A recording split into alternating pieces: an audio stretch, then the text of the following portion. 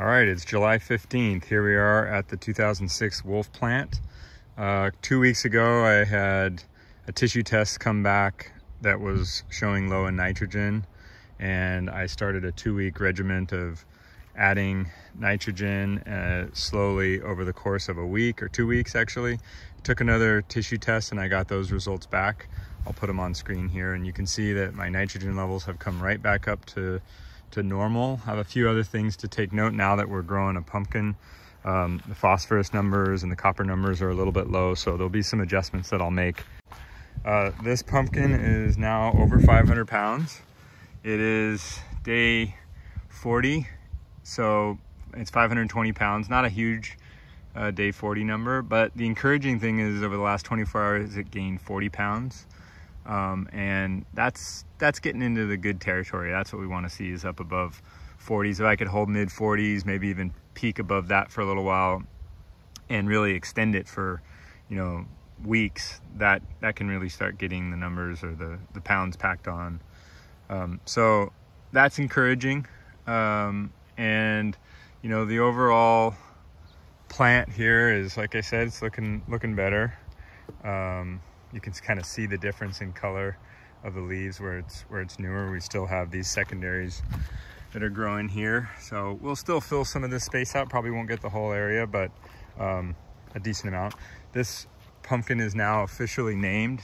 My daughter named this pumpkin Tulip, so this will be Tulip, referred to as Tulip from here on. Let's go check out the 2560 Ginger. This is the 2560 Ginger plant. This pumpkin is not as old. The plant is also significantly bigger. You can see still have secondaries cruising along here. I am noticing a slowdown finally. For a while there, the 2560 was seemingly just continuing to grow despite the pumpkin, but I think once you're up above day 20, then it starts to slow down. But we still have good amount of growth. Got a couple that are standing up pretty tall over there. It's kind of the wet spot down there just because it's a little bit of a slope. This pumpkin is mid 20s, I forget the exact date, and it weighs 244 pounds. So this pumpkin is on a better overall trajectory than the Wolf, or actually both the pumpkins in patch 1. Stand back a little bit so you can see. It's the shape's kind of changing a bit. I'm a little bit on a slope here, like I mentioned, and I almost wonder if that's like why the hump's kind of going that direction. I probably should have done a better job leveling the space. Hopefully that doesn't turn around to bite me. But so far this pumpkin's doing really good. It's had better, been in the 30s for daily gains much earlier than really any of the other pumpkins. And that's where it's at right now. I can't remember, I think maybe 34, 35 last couple of days. For mid 20s, that's pretty good. And like I mentioned, it's 250 pounds now, or 240 something pounds. So yeah, I think this one, considering the size of the plant, and the genetics, I think right now, if I had to pick a favorite, this would be the favorite. This pumpkin also got a name. This is Seymour.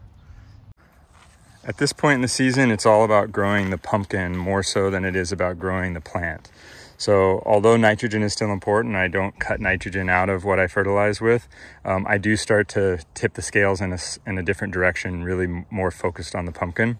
And one other thing is I keep diversity of what I'm feeding with. So, I might feed humic fulvic and kelp and some beneficial bacteria one day, and then a balanced fertilizer like a 12-12-12 the second day, and on the third day, something very, heavy in phosphorus and potassium. And then I rely also on the tissue test. So having done the tissue test now twice so far, I have a good idea of where I've been able to move the macro and micronutrients. And I'll probably do one more before the season's over, and that really informs how I'm going about feeding. But general rule of thumb is you can start reducing the amount of nitrogen at this point in the season, once you're over maybe 20 days old after pollination. But I will mention one thing, because there's, I'm not the the most experience when it comes to all of the products on the market and how you can feed your pumpkin and be the most optimal. You'll have to do your own experimentation. But one thing I will say that I bought this year that has been the single most important thing is I bought an EC and pH meter.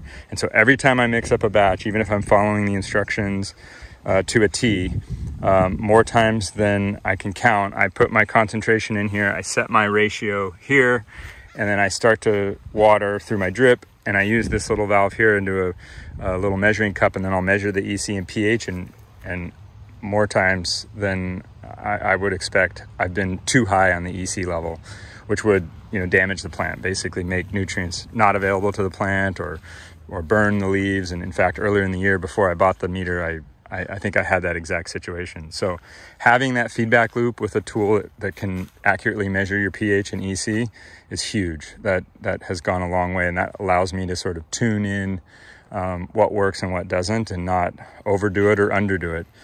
So I do recommend that if you're in the direction of, you know, starting to take it a little bit more serious. This is a melon and cucumber patch. I've got 7 different melons growing in here. One of which that I'm most excited about is a watermelon from southern region of Japan called Kumamoto that I spend a bunch of time for work at. And these are these kind of famous watermelons that will sell at auction for sometimes thousands of dollars. So they're prized for their kind of perfect flavor and texture and all that. So I've got several of those plants here, and then a bunch of other ones going. So I'll show some progress as we get closer to harvest time for these guys. All right, here we are at patch 1, and you can see pretty much the whole patch is filled in. These last little secondaries here will be terminated pretty soon, just so I have a walking path in. I've already been terminating them there. So there's really just a tiny bit of space left, and then, you know, this whole area will be filled in, which is nice. That means vine bearing is done over here or near to it. Pumpkin growth is steady, nothing too crazy, but I seem to be kind of getting a slow start in growth, just like over in patch 2, and then it sort of picks up. So right now the 2266 Kissamore is gaining just under 20 pounds a day, about 19 pounds a day. And the 2245 Andrews is a little less, gaining like 16 pounds a day. So this plant and pumpkin, you know, have always this year have been the ones that have given me the most trouble.